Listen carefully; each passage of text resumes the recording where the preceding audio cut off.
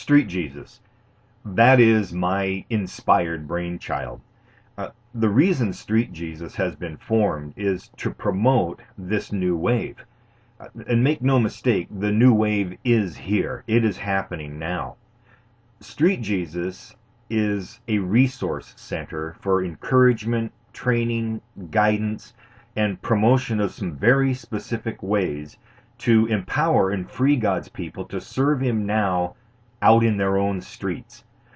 You can think of Street Jesus as an armory loaded with spiritual insights and weapons designed to bring down spiritual principalities and powers that exercise control over people, over neighborhoods, and over entire geographic areas.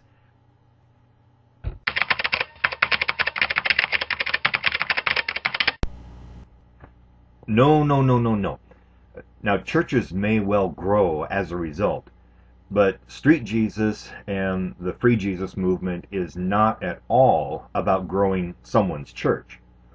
What it's about is growing and releasing people into their own eternal calling so that they can express Jesus according to their own unique purpose. All of us arrived here in life with an eternal purpose. Nobody gets in here by accident, and nobody gets in here without some kind of direct intention on the part of God.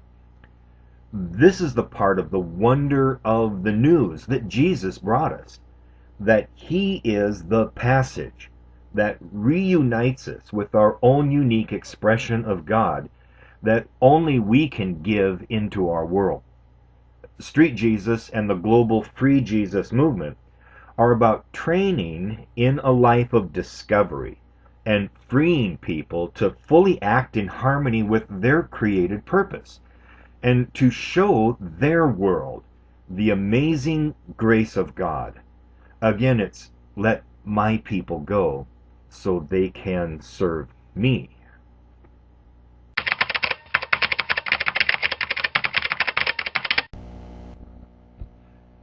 We're recognizing an interesting shift that has actually been taking place over the last 5 years or so. As you observe trends among God's people, you find often things are taking place because the people of God have a sense in their spirit of something, and often they can't really even identify it. It's just they kind of have this sixth sense. Well, either out of common sense or out of some necessity, there is a growing move away from centralization and away from what I would call cathedralism. There are two very real possibilities on the horizon, and I want to be really careful here. But in the background, there lingers the idea that as the world of men continues to falter and stagger under its unsustainable weight, the followers of Jesus could be faced with a possibility of functioning without the benefit of centralized facilities someday. It could be from something as simple as natural disasters or economic failure, or in some places it could be a result of direct assault. Groups like Street Jesus are not reacting to something like that. In other words, we're not reacting from a basis of fear, but more from a position of practicality.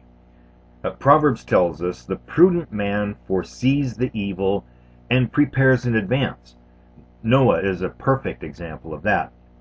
But what we're looking at new models and flexibilities of practice in what church is and how it looks.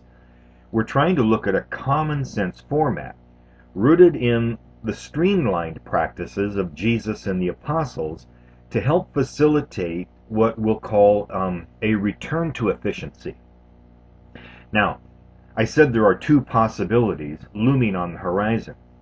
Well, changing the practical model of what we call church wouldn't have to be the result of some kind of a negative event, although that is a possibility. It could also just as well be a situation where our containers, as we have designed them right now, can't hold the massive harvest brought about by the apprentices of Jesus living out Christ in their own eternal purpose right in front of people who can see them. Well, either way, returning to an efficiency model is a win-win situation for all believers everywhere.